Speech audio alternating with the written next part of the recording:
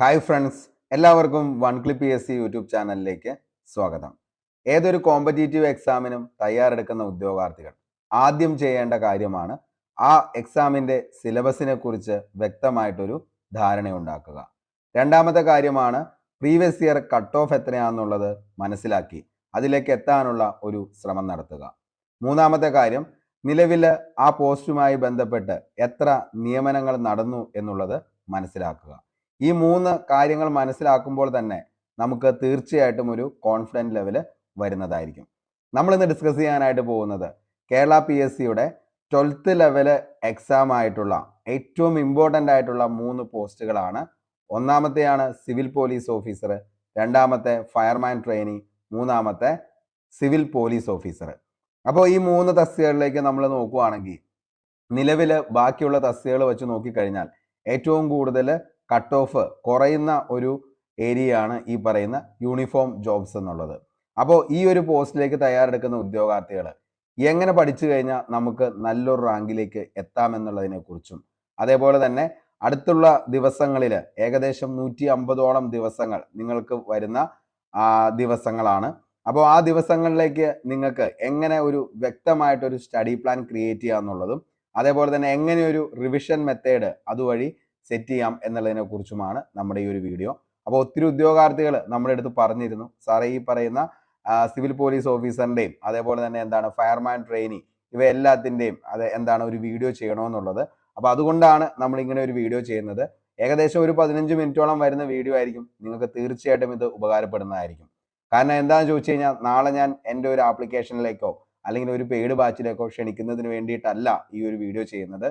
നിങ്ങൾക്ക് തീർച്ചയായിട്ടും ഉപകാരപ്പെടാൻ വേണ്ടിയിട്ട് തന്നെ ചെയ്യുന്ന ഒരു വീഡിയോ ആണ് ഈ ഒരു സ്റ്റഡി പ്ലാനും റിവിഷൻ മെത്തേഡും. ഓക്കെ, അപ്പോൾ നമുക്ക് ആദ്യം തന്നെ നമ്മൾ പറഞ്ഞ പോലെ തന്നെ ഇതിൻ്റെ എന്താണ് സിലബസ് എന്താണെന്നുള്ളത് ഒന്ന് മനസ്സിലാക്കാം. അപ്പോൾ 3 പോസ്റ്റുകൾ, അതായത് ഈ പറയുന്ന കോൺസ്റ്റബിള്, അതേപോലെ തന്നെ സിവിൽ എക്സൈസ് ഓഫീസർ, അതേപോലെ ഫയർമാൻ ട്രെയിനി. ഓക്കെ, അപ്പോൾ ഇങ്ങനെ ഒരു സിലബസ് നമ്മൾ നോക്കിക്കഴിയുമ്പോൾ ഇതിൻ്റെ അകത്ത് മനസ്സിലാവും ചരിത്രത്തിൽ 5 മാർക്ക്, ഭൂമിശാസ്ത്രം 5, ധനത്വശാസ്ത്രം 5, ഇന്ത്യൻ കോൺസ്റ്റിറ്റ്യൂഷൻ 8 മാർക്ക്, അതേപോലെ തന്നെ കേരള ഭരണം ഭരണ സംവിധാനം 3 മാർക്ക്, ജീവശാസ്ത്രം പൊതുജനാരോഗ്യം 4, ഭൗതികശാസ്ത്രം 3 മാർക്കാണ്, രസതന്ത്രം 3, കലാകായികം 4, ആനുകാലിക വിഷയങ്ങൾ 10 മാർക്ക്. ഇമ്പോർട്ടൻ്റ് ആണ്, കോർ സബ്ജക്റ്റിന്റെ ലെവലിലേക്ക് വരുന്ന ഒരു എന്താണ് ടോപ്പിക്കാണ് ഈ പറയുന്ന ആനുകാലിക വിഷയങ്ങൾ. രണ്ടാമത് മാത്സ് ആൻഡ് മെന്റൽ എബിലിറ്റി 10 ആണ്, ജനറൽ ഇംഗ്ലീഷ് 10, മലയാളം 10 മാർക്ക്. ഇനി സ്പെഷ്യൽ ടോപ്പിക്സ് നമുക്കറിയാം, കഴിഞ്ഞ പ്രാവശ്യമൊക്കെ നമുക്ക്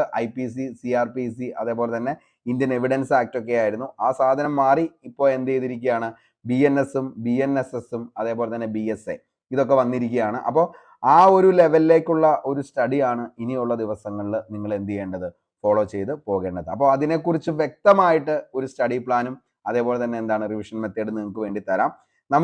നമുക്കറിയാം, അതായത് നിലവിലെ ഈ പറയുന്ന ടോപ്പിക്സ് എന്ന് പറയുന്നത് കഴിഞ്ഞ LDC, LGS, അതേപോലെ തന്നെ 10th ലെവൽ പ്രിലിംസ് ഇതെല്ലാം പ്രിപ്പയർ ചെയ്യുന്ന ഉദ്യോഗാർത്ഥികൾ തന്നെയായിരിക്കും ഈ പറയുന്ന സിവിൽ പോലീസ് ഓഫീസറും എക്സൈസിനും ഫയർമാനും പോകുന്ന ഉദ്യോഗാർത്ഥികൾ. അതുകൊണ്ട് തന്നെ നിങ്ങൾക്ക് നോക്കി, അതായത് കേരളം യൂറോപ്യന്മാരുടെ വരവ് ഇങ്ങനെ തന്നെ നിങ്ങൾ എന്ത് ചെയ്തിട്ടുണ്ട്, LDക്ക് പഠിച്ചിട്ടുണ്ട്, അതേപോലെ തന്നെ 10th ലെവൽ പ്രിലിംസിന് പഠിച്ചിട്ടുണ്ട്, അതേപോലെ തന്നെ എന്താണ് ഈ വരുന്ന എക്സാമുകളായിട്ടുള്ള ഡിഗ്രി ലെവൽ എക്സാംസിന് ഉൾപ്പെടെ നിങ്ങൾ എന്ത് ചെയ്തേക്കുന്നതാണ് ഈ പറയുന്ന പോസ്റ്റിലേക്ക് വേണ്ടിയിട്ട്. അതായത് ഈ ഒരു ടോപ്പിക്സ് നിങ്ങൾ കംപ്ലീറ്റ് ചെയ്ത് പോയ ഉദ്യോഗാർത്ഥിയാണ്.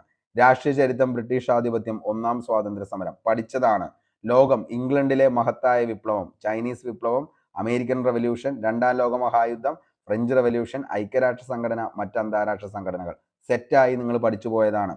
ഭൂമിശാസ്ത്രം, ഇന്ത്യ ഭൂപ്രകൃതി, കേരളം, ധനത്വശാസ്ത്രം, ഇന്ത്യൻ കോൺസ്റ്റിറ്റ്യൂഷൻ, ഇതിൻ്റെ എല്ലാം ടോപ്പിക്സ് നിലവിൽ നിങ്ങൾ നോക്കിക്കഴിഞ്ഞാൽ ഇതാണ് ആദ്യം കണ്ടതാണ് പോലീസ് കോൺസ്റ്റബിൾ, ഇതാണ് സിവിൽ എക്സൈസ് ഓഫീസർ.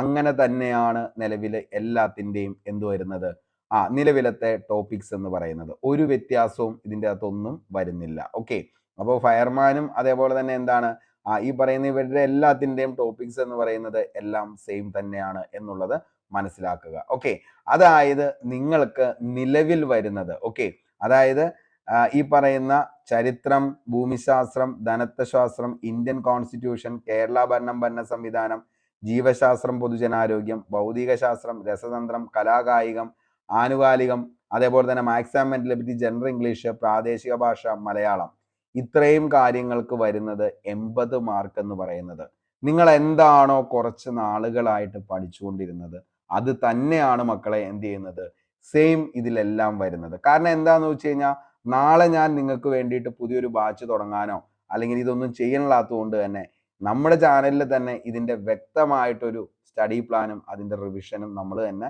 സെറ്റ് ചെയ്തതാണ്. അത് തന്നെയാണ് ഇനി എന്ത് ചെയ്യേണ്ടത്, നിങ്ങൾക്ക് പഠിക്കാനും ഉള്ളത്. ഓക്കെ, അപ്പോൾ ഈ പറയുന്ന എന്താണ്, എല്ലാം സെയിം ആയിട്ടുള്ള 80 മാർക്കിന്റെ ആണ് നിങ്ങൾക്ക് എന്ത് ചെയ്തിരിക്കുന്നത്, ഈ 3 തസ്തികകളിലേക്കും വേണ്ടി നിങ്ങൾക്ക് എന്ത് ചെയ്യാനുള്ളത്, പഠിക്കാനുള്ളത്. ഓക്കെ, അത് ആദ്യം തന്നെ നിങ്ങളൊന്ന് മനസ്സിലാക്കുക. അതുകൊണ്ടാണ് ഞാൻ നിങ്ങൾക്ക് സിലബസ് എടുത്ത് 3 സിലബസും, അതായത് 3 പോസ്റ്റുകളുടെയും സിലബസ് എടുത്ത് ഞാൻ നിങ്ങളുടെ അടുത്ത് പറയുന്നത് 3ന്റെ അകത്തും 80 മാർക്കിലേക്ക് വരുന്ന ടോപ്പിക്സ് എന്ന് പറയുന്നത് എന്താണ്, സെയിം തന്നെയാണ്.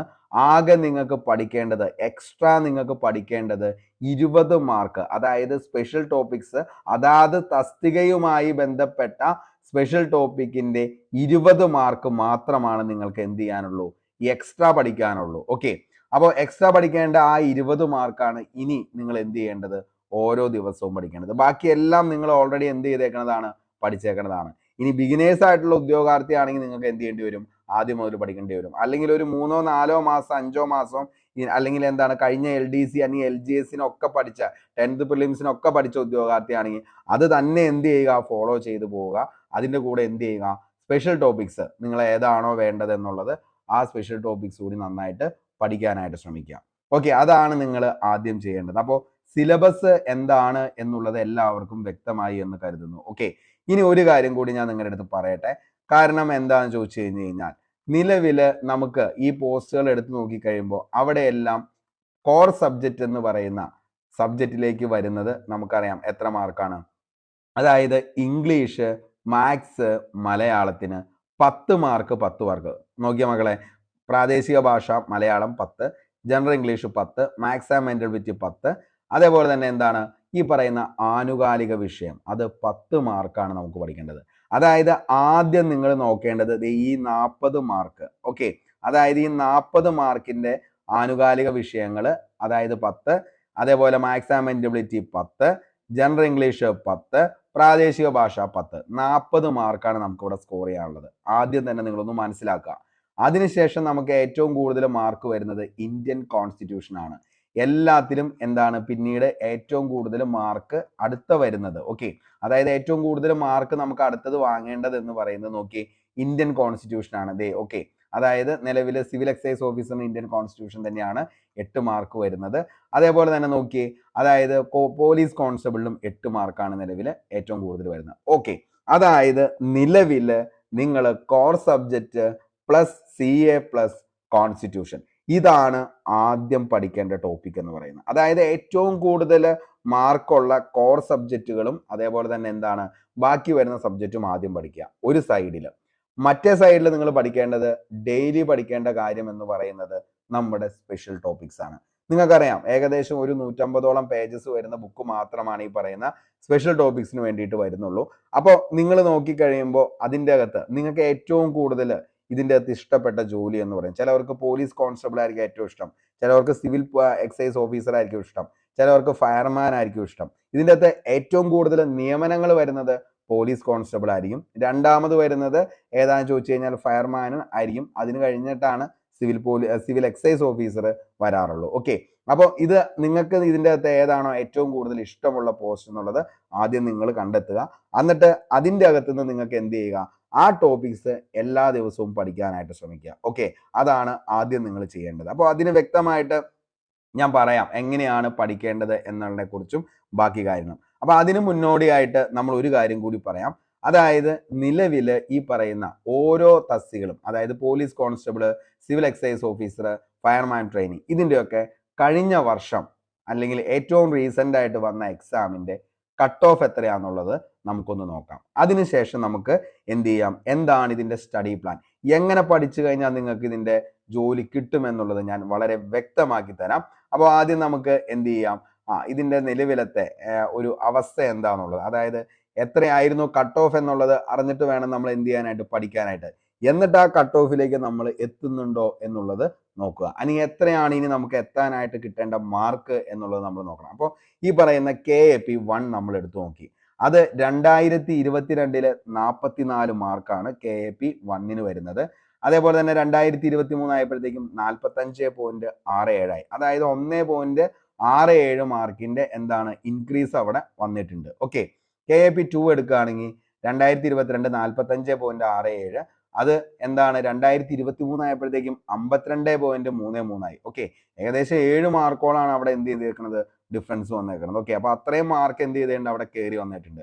KAP3 എടുക്കുകയാണെങ്കിൽ 46 ആയിരുന്നു 2022 എങ്കിൽ 2023 45.33, അതായത് 1 മാർക്ക് ഡിക്രീസ് ചെയ്യാണ് വന്നത്. ഓക്കെ, അതായത് നിലവില് ബാക്കി എല്ലാം നമ്മൾ നോക്കി കഴിയുമ്പോൾ മനസ്സിലാവും എല്ലാം ഇൻക്രീസ് ചെയ്ത് പോയപ്പോഴും KAP3 എന്ന് പറയുന്നത് എന്ത് ചെയ്തിട്ടുണ്ട്, ഡിക്രീസ് ചെയ്താണ് പോന്നേക്കുന്നത്. KAP4 എടുക്കുകയാണെങ്കിൽ 45 ആണ്, അത് 2023 48.33 മാറുകയാണ്. ഓക്കെ, ഇനി KAP5 എടുക്കുകയാണെങ്കിൽ 39.33, അത് ഇൻക്രീസ് ചെയ്യാണ് 42 മാർക്കിലേക്ക് 2023 ആയപ്പോഴത്തേക്കും. SAP തിരുവനന്തപുരം എടുക്കുകയാണെങ്കിൽ 45.67 ആണ്, അത് 2023 51 ആവുകയാണ്. ഓക്കെ, അതായത് അതും എന്ത് ചെയ്യാണ്, നല്ല രീതിയിൽ ഡിഫറൻസ് വന്നിട്ടുണ്ട്. 6 മാർക്കിന്റെ ഡിഫറൻസ് ആണ് അവിടെ വന്നേക്കുന്നത്. MSP 50 ആണ് 2022, MSP 2023 51, 1 മാർക്കാണ് കൂടിയിട്ടുള്ളൂ. ഇനി നമ്മൾ ഇത്രയും എന്താണ് നിലവിലെ ബറ്റാലിയൻ നമ്മൾ എടുത്ത് നോക്കുമ്പോൾ അതിൻ്റെ അകത്ത് ഹയസ്റ്റ് മാർക്ക് വന്നിരിക്കുന്നത് 52.33 ആണ്. ഓക്കെ, 52.33 ആണ് മക്കളെ എന്ത് ചെയ്തിട്ടുള്ളൂ, നിലവിൽ ഇതിൻ്റെ അകത്ത് ടോപ്പസ്റ്റ് മാർക്ക് എന്ന് പറയുന്നത്. അതായത് KAP2 ആണ് ഏറ്റവും കൂടുതൽ മാർക്ക് ഇൻക്രീസ് ചെയ്തേക്കുന്നതും ഏറ്റവും വലിയ മാർക്ക് നിലവിൽ ഈ കട്ട് ഓഫ് അനുസരിച്ച് 2023. ഓക്കെ, ഇനി ഏറ്റവും ലോവസ്റ്റ് കട്ട് ഓഫ് എന്ന് പറയുന്ന KAP5 ആണ്, 42 മാർക്കാണ്. ഇതിൻ്റെ അകത്ത് എന്താണ് നിലവിലെ KAP എന്താണ് 2 തന്നെ, 2ഉം അതേപോലെ തന്നെ എന്താണ് KAP5 എന്ന് പറയുന്നതാണ് ഏറ്റവും കൂടുതലും ഏറ്റവും കുറവായിട്ട് വന്നേക്കുന്നത്. അതേപോലെ തന്നെ നമുക്ക് ഒരു കാര്യം മനസ്സിലാവും, അതായത് എന്താണ്, നിലവില് കഴിഞ്ഞ പ്രാവശ്യം വെച്ച് നോക്കുമ്പോൾ KAP3 46 നിന്നും 45.33 നിലവിൽ എന്ത് ചെയ്തിരിക്കുകയാണ്, കട്ട് ഓഫ് കുറഞ്ഞ ഒരേ ഒരു ബറ്റാലിയൻ എന്ന് പറയുന്നത് KAP3 ആണെന്നുള്ളത് മനസ്സിലാക്കുക. ഓക്കെ, അപ്പോൾ ഇതിൻ്റെ അകത്ത് നിങ്ങൾ നോക്കി കഴിയുമ്പോൾ നിങ്ങൾക്ക് മനസ്സിലാവും, അതായത് പോലീസ് കോൺസ്റ്റബിളിന് വേണ്ടി തയ്യാറെടുക്കുന്ന ഉദ്യോഗാർത്ഥിയാണെങ്കിൽ കഴിഞ്ഞ വർഷത്തെ കട്ട് ഓഫ് എന്ന് പറയുന്നത് 52 മാർക്കാണ് എന്നുള്ളത് മനസ്സിലാക്കുക. 52 മാർക്ക് വാങ്ങുന്ന ഉദ്യോഗാർത്ഥി എന്ത് ചെയ്തിട്ടുണ്ട്, ലിസ്റ്റിൽ വന്നിട്ടുണ്ട്. അതായത് ഏറ്റവും വലിയ ഹയസ്റ്റ് കട്ട് ഓഫ് എന്ന് പറയുന്നത് KAP2 ആണ്. 52.33 മാർക്ക് ഉണ്ടെങ്കിൽ നിങ്ങൾ എന്ത് ചെയ്തിട്ടുണ്ട്, നിലവിൽ ഈ ലിസ്റ്റിൽ വന്നിട്ടുണ്ട്. ഓക്കെ, അതായത് നിങ്ങൾ ഏകദേശം 48ഓളം മാർക്ക് നിങ്ങൾക്ക് അവിടെ എന്ത് ചെയ്തിട്ടുണ്ട്, നിങ്ങളവിടെ സ്കിപ്പ് ചെയ്തേക്കോ അല്ലെങ്കിൽ എന്താണ് നിലവിൽ എന്തായാലും എന്താണ് 52 മാർക്കാണ് അവിടെ വന്നിട്ടുള്ളത്. 48 നിങ്ങൾ എന്ത് ചെയ്തിട്ടില്ല, അറ്റൻഡ് ചെയ്തിട്ടില്ല എന്ന് തന്നെ വരിക. അല്ലെങ്കിൽ എന്താണ് നിങ്ങൾക്ക് ഈ പറയുന്ന മൈനസ് ഒക്കെ കഴിച്ച് 52 മാർക്കാണ് വന്നേക്കുന്നത്. ഓക്കെ, അപ്പോൾ നമ്മൾ ഈ പറഞ്ഞ സ്ഥിതിയിൽ ഈ പറയുന്ന സിവിൽ പോലീസ് ഓഫീസറിന്റെ അകത്ത് നമ്മൾ ഈ പറയുന്ന കട്ട് ഓഫ് എന്ന് പറയുന്നത് ഈ പ്രാവശ്യം നമ്മൾ ജസ്റ്റ് ഒന്ന് എന്താണ് ഈ വർഷത്തേക്ക് വരികയാണെങ്കിൽ 2025 വരുമ്പോൾ നമുക്ക് നോക്കാം. അതായത് ഈ പറയുന്ന കോർ സബ്ജക്റ്റ് ആയിട്ടുള്ള 30 mark plus current affairs 10 mark, അതേപോലെ തന്നെ ഇന്ത്യൻ കോൺസ്റ്റിറ്റ്യൂഷൻ 8 മാർക്ക്. അപ്പം നമ്മളൊന്ന് നോക്കിയേ മൊത്തം എത്ര മാർക്കാന്നുള്ളത്. ഏകദേശം 48 മാർക്ക് എവിടെ വന്നിട്ടുണ്ട്, ഈ പറയുന്ന കോർ സബ്ജക്റ്റ് പ്ലസ് ഇവിടെ വന്നിട്ടുണ്ട്. പിന്നെ ഒരു 20 മാർക്കാണ് നമുക്ക് എന്തിൽ വന്നേക്കുന്നത്, ഈ പറയുന്ന സ്പെഷ്യൽ ടോപ്പിക്സിൽ വന്നേക്കുന്നത്. അതായത് 20 മാർക്ക് പ്ലസ് 20 എന്ന് പറയുമ്പോഴത്തേക്കും നമ്മുടെ മാർക്ക് എത്രയായി, ഏകദേശം 68 മാർക്ക്. നമ്മൾ എന്ത് ചെയ്യാൻ പറ്റും, കൊള്ളാവുന്ന ഒരു റാങ്കിലേക്ക് ഏകദേശം ഒരു 50 റാങ്കിനുള്ളിലേക്ക് നിങ്ങൾ എന്ത് ചെയ്തിരിക്കും, ഈ ഒരു മാർക്കോട് കൂടി നിങ്ങൾ വന്നിരിക്കും. പിന്നെയും നമുക്ക് എന്തുണ്ട്, ബാക്കി ഇവിടെ വരുന്ന ബാക്കിയുള്ള ടോപ്പിക്സുകളായിട്ടുള്ള ചരിത്രം, ഭൂമിശാസ്ത്രം, എക്കണോമിക്സ്, അതേപോലെ തന്നെ കേരള ഭരണം, ഭരണ സംവിധാനം, അതേപോലെ തന്നെ എന്താണ് സയൻസ്, അങ്ങനെയൊക്കെ എന്ത് ചെയ്യുന്നുണ്ട്, അവിടെ വേറെയും വരുന്നുണ്ട്. ഓക്കെ, അപ്പോൾ ഇത് നിങ്ങൾക്ക് എന്ത് ചെയ്യാൻ പറ്റുന്നതാണ്, നിങ്ങളെ കൊണ്ട് പറ്റാവുന്ന ഒരു മാർക്കാണ് 52 മാർക്ക് എന്നുള്ളത്. ഓക്കെ, അപ്പോൾ നിങ്ങൾ എന്താ ചെയ്യേണ്ടതെന്ന് വെച്ച് കഴിഞ്ഞാൽ ഒരു ക്വസ്റ്റ്യൻ പേപ്പർ കഴിഞ്ഞ പ്രാവശ്യത്തെ, അതായത് ഈ പറയുന്ന സിവിൽ പോലീസ് ഓഫീസറിന്റെ ക്വസ്റ്റ്യൻ പേപ്പറുകൾ ഇഷ്ടം പോലെ നമുക്ക് കിട്ടും. അത് മോഡൽ ആണെങ്കിലും അതേപോലെ തന്നെ പ്രീവിയസ് ആണെങ്കിലും ഒക്കെ കിട്ടും. അല്ലെങ്കിൽ നമ്മുടെ ടെലഗ്രാം ചാനലിൽ നിങ്ങൾ ജോയിൻ ചെയ്തിട്ടുണ്ടെങ്കിൽ അതിൻ്റെ അകത്ത് ഫയൽസ് ഓൾറെഡി അവൈലബിൾ ആണ്. ആ ഒരു ക്വസ്റ്റ്യൻ പേപ്പർ എടുത്ത് നിങ്ങളൊന്ന് ആൻസർ ചെയ്ത് നോക്കുക. അത് ബിഗിനേഴ്സ് ആയിട്ടുള്ള ഉദ്യോഗാർത്ഥി ആണെങ്കിലും കുറെ നാളായിട്ട് പഠിച്ചുകൊണ്ടിരിക്കുന്ന ആളാണെങ്കിലും ഒരു ക്വസ്റ്റ്യൻ പേപ്പർ എടുത്ത് ചെയ്യുമ്പോൾ നിങ്ങൾക്ക് ഈ പറയുന്ന ടോപ്പിക്സുകളിലൂടെ ആകെ എത്ര മാർക്ക് വന്നിട്ടുണ്ട്, ഓരോ ടോപ്പിക്സിനും ഇംഗ്ലീഷ്, മാത്സ്, മലയാളം, അതേപോലെ തന്നെ സ്പെഷ്യൽ ടോപ്പിക്സ് എത്ര മാർക്ക് സ്കോർ ചെയ്തിട്ടുണ്ട്, ടോട്ടൽ നിങ്ങൾ എത്ര മാർക്ക് സ്കോർ ചെയ്തിട്ടുണ്ട്, എത്ര മൈനസ് വന്നിട്ടുണ്ടുള്ളത് ആദ്യം തന്നെ നിങ്ങൾ മനസ്സിലാക്കുക. എന്നിട്ട് ഈ പറയുന്ന ഏറ്റവും ടോപ്പസ്റ്റ് അല്ലെങ്കിൽ നിങ്ങളിപ്പോൾ ഈ കൊടുത്തിരിക്കുന്നത് KAP1 ആണോ KAP2 ആണോ എന്നുള്ളത് നിങ്ങൾക്ക് മനസ്സിലായിട്ടുണ്ടാവും. നിലവിൽ പലരും ഇപ്പോൾ അപ്ലൈ ചെയ്തിരിക്കുന്ന ആൾക്കാരായിരിക്കും. അപ്പൊ KAP1 ഈ പറയുന്ന 45.67 വന്നിട്ടുണ്ടോ എന്നുള്ളത് നോക്കുക. അല്ലെങ്കിൽ KAP2 52 മാർക്ക് വന്നോ എന്നുള്ളത് നിങ്ങൾ നോക്കുക. അനി എന്താണ് KAP3 അപ്ലൈ ചെയ്ത ഉദ്യോഗാർത്ഥി 45.33 മാർക്കിലേക്ക് നിങ്ങൾ വന്നിട്ടുണ്ടോ എന്നുള്ളത് എന്ത് ചെയ്യുക, നിങ്ങൾ തന്നെ നിങ്ങളെ വിലയിരുത്തുക. ഓക്കെ, അതിപ്പോ ഈ ഒരു ക്ലാസ് നിങ്ങൾ ഫോളോ ചെയ്യണമെന്നില്ല. നിങ്ങൾ ഏത് ക്ലാസ് ആണെങ്കിലും ഏത് ഓൺലൈൻ ആപ്ലിക്കേഷനിൽ നിങ്ങൾ ജോയിൻ ചെയ്ത ഉദ്യോഗാർത്ഥി ആണെങ്കിലും ആ ഒരു ക്ലാസ് ഫോളോ ചെയ്യുമ്പോൾ അവിടെ നിങ്ങൾ ആദ്യം തന്നെ നിങ്ങൾ ഈ റേഞ്ച് നിങ്ങളുടെ മനസ്സിലാക്കി ഒരു ഡയറിയിൽ നിങ്ങളുടെ എന്താണ് നിലവിലത്തെ മാർക്ക് ഒന്ന് എഴുതി വെക്കുക. എന്നിട്ട് എന്ത് ചെയ്യുക, വീണ്ടും സ്റ്റഡി സ്റ്റാർട്ട് ചെയ്യുക. ഇംപ്രൂവ് ഉണ്ടോ എന്നുള്ളത് നിങ്ങൾക്ക് മനസ്സിലാക്കി മുന്നോട്ടേക്ക് പോവുക. ഓക്കെ, ഇനി നമുക്ക് ഫയർ ആൻഡ് റെസ്ക്യൂ അതായത് ഫയർമാൻ തസ്തികയിലേക്ക് നമ്മൾ നോക്കുകയാണെങ്കിൽ 57.33 ആയിരുന്നു 2023 കട്ട് ഓഫ് എന്ന് പറയുന്നത്. മെയിൻ ലിസ്റ്റിൽ 1510 പേരാണ് മെയിൻ ലിസ്റ്റിൽ വന്നത്. 668 പേര് സപ്ലിമെന്ററി ലിസ്റ്റിൽ വന്നിട്ടുണ്ട്. അങ്ങനെ ടോട്ടൽ 2178 പേരാണ് നിലവിൽ എന്ത് ചെയ്തേക്കണത്, ഫയർ ആൻഡ് റെസ്ക്യൂ ഓഫീസിൽ വന്നേക്കണത്. അതിക്ക് മുന്നത്തെ കട്ട് ഓഫ് നോക്കി കഴിഞ്ഞാൽ അത് 61 അപ്പൊ അതിനേക്കാൾ കുറവാണ് പിന്നീട് 2023 വന്നപ്പോൾ കട്ട് ഓഫ് എന്ന് പറയുന്നത്. ഓക്കെ, അപ്പോൾ ഇതിൻ്റെ അകത്തും ഏകദേശം എന്താണ് സ്റ്റേറ്റ് വൈഡ് ആയിട്ടുള്ള ഒരു എക്സാം ആണ്.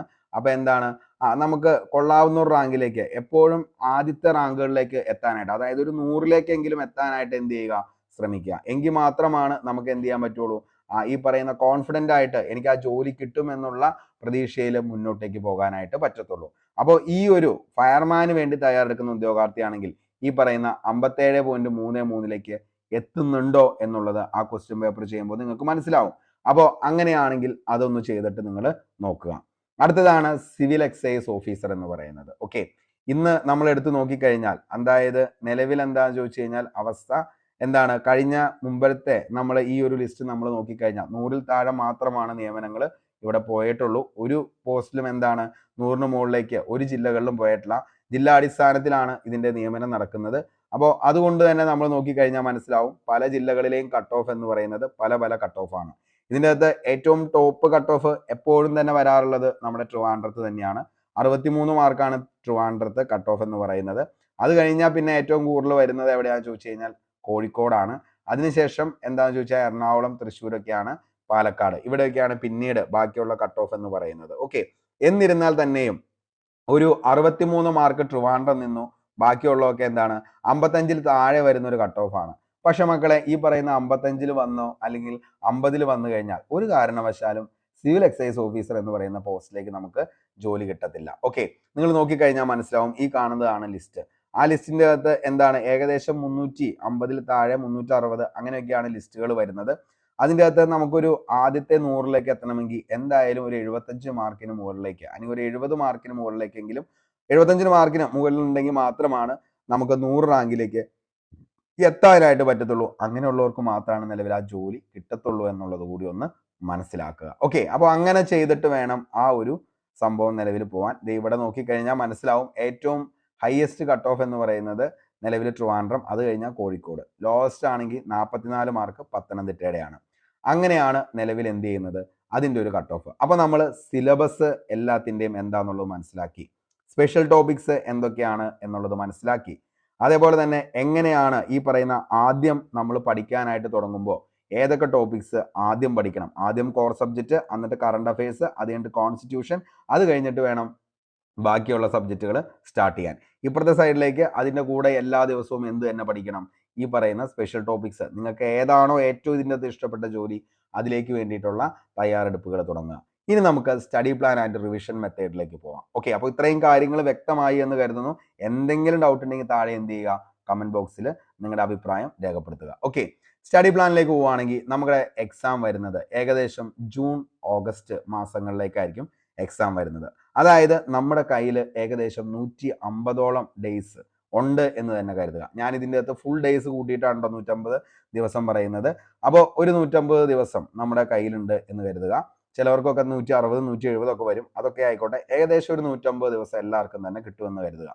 അതിൻ്റെ അകത്ത് നമുക്ക് എന്താണ് ചെയ്യേണ്ടത്, 100 ദിവസത്തെ ഒരു സ്റ്റഡി പ്ലാൻ ആണ് ക്രിയേറ്റ് ചെയ്യേണ്ടത്. അതായത് ഈ പറയുന്ന സ്പെഷ്യൽ ടോപ്പിക്സ്, അതേപോലെ തന്നെ കോർ സബ്ജക്റ്റ്, കറണ്ട് അഫയേഴ്സ്, ബാക്കി ഹിസ്റ്ററി, ബയോളജി, അതേപോലെ ഫിസിക്സ്, കെമിസ്ട്രി എല്ലാം വെച്ചുകൊണ്ട് ഒരു 100 ഡേയ്സിൻ്റെ സ്റ്റഡി പ്ലാൻ ക്രിയേറ്റ് ചെയ്യുക. അതായത് 100 ദിവസം നിങ്ങൾ പഠിച്ചത് എന്ത് ചെയ്യേണ്ടി വരും? 50 ദിവസം കൊണ്ട് നിങ്ങൾ റിവിഷൻ ചെയ്യണം. അതാണ് നമ്മുടെ ഇതിൻ്റെ അകത്തെ ഏറ്റവും വലിയ ആ ഒരു സ്റ്റഡിയുടെ പ്രത്യേകത എന്ന് പറയുന്നത്. അതായത് 100 ദിവസം എടുത്ത് പഠിച്ച കാര്യങ്ങൾ 50 ദിവസം കൊണ്ട് നിങ്ങൾ എന്ത് ചെയ്യും? റിവിഷൻ ചെയ്യും.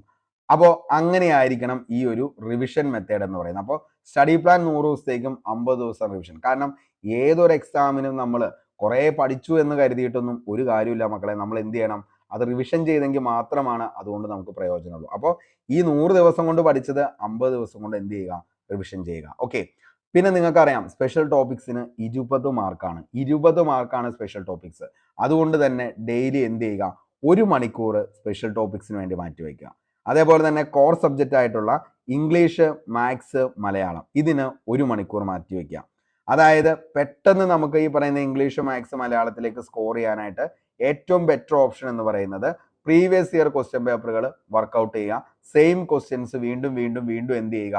എക്സസൈസ് ചെയ്തുകൊണ്ടിരിക്കുക. ഓക്കെ. അതേപോലെ തന്നെ അതിൻ്റെ കൺസെപ്റ്റ് എന്താണെന്നുള്ളത് മനസ്സിലാക്കുക. ഓക്കെ. കൺസെപ്റ്റ് മനസ്സിലാക്കുക. എന്ത് ചെയ്യുക? നിലവിൽ അതെന്ത് ചെയ്യുക? കുറേ ക്വസ്റ്റ്യൻസുകൾ ചെയ്തു പോവുക. ഓക്കെ.